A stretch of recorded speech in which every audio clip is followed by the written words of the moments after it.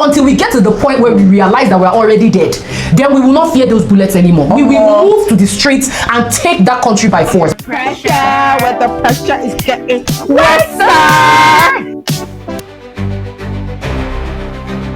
Have you received your letter to be drafted into the military to protect Nigeria from US invasion? If you know you did OS, it's time to come and serve your fatherland. Oh my God! We're going to fight. And people abroad, you're not left out because we're all going home. We're all going home to fight. Asari Dokubo to go and fight for Nigeria. Please allow me to laugh. Oh my God! Nigeria is not a real place. You people's favorite president has announced that we're going to be facing an impending, what is it called? Is it war invasion? War, no? Is it war? Yeah. Is it war? Okay, so an impending war. Oh, shout the soundtrack. What are your thoughts on the audacity of the US president? I mean, invade Nigeria. First of all, can you blame anybody? Can you blame anybody? Nigeria is a joke.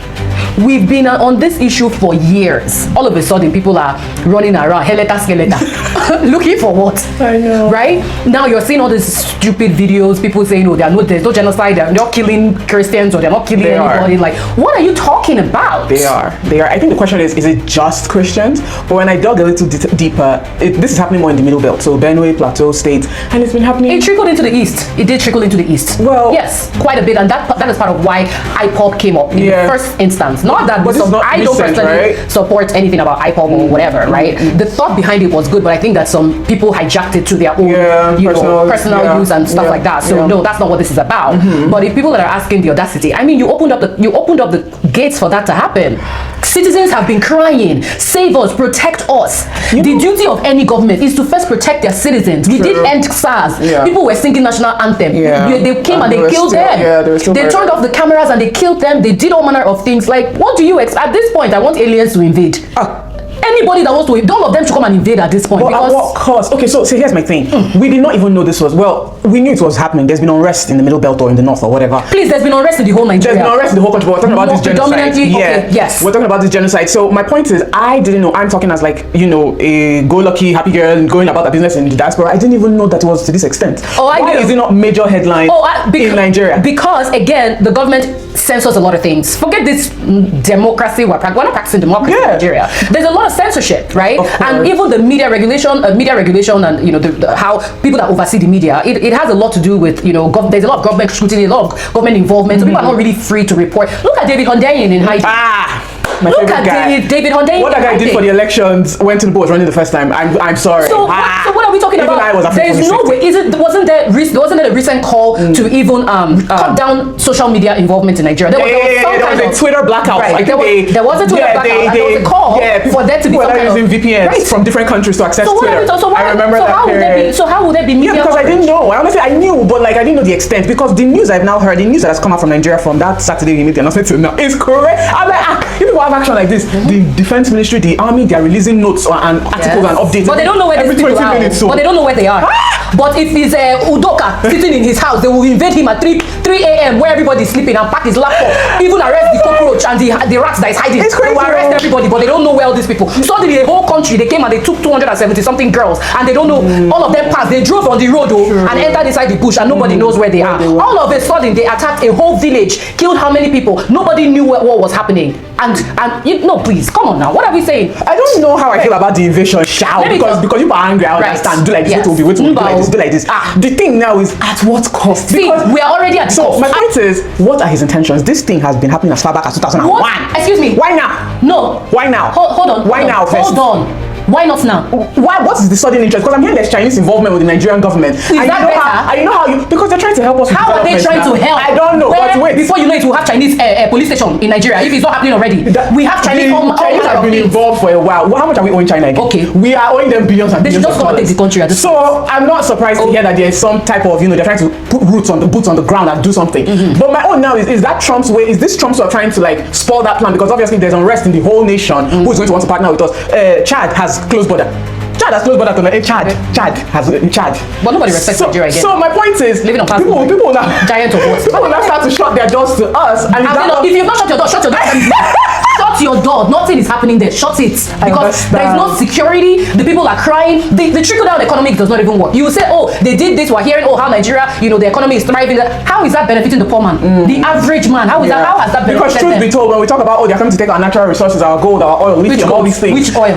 What has that done for the average Nigerian? Did they not see natural gas in Imo State, and now they were piping the gas through, was it France, and piping it through this and piping it through that? How has it benefited the communities? It's not the communities in the Niger Delta. The average Nigerian is not getting anything from those resources. So if you want to come from that angle, come and invade us. They go invade aliens. Are you watching this video? I know this video, like satellite is carrying on. Please, aliens, we are begging you, come invade China. All of them, even Benin Republic, you can invade at this point. Can he go legally? Because what is the point of sovereignty and independence if a foreign power like the US can say whenever we like we're coming to invade? Can they? I mean, I'm not a lawyer or anything, so I don't know, but I think that there's some kind of parameters where they are able to. It's almost like when there was like genocide in some other countries, right? Other countries intervened to try to help, and even like the Ukraine guys, right? Even when the citizens were crying out and things like that. I don't know what those parameters are, but I think that even kudos to President Trump, even just saying that, to be able to like get these guys off their asses for the first time, getting them moving to actually see if there's anything that they can do. But I don't think that they can, and this is a bigger conversation because the root of the problem is the Nigerian constitution, right?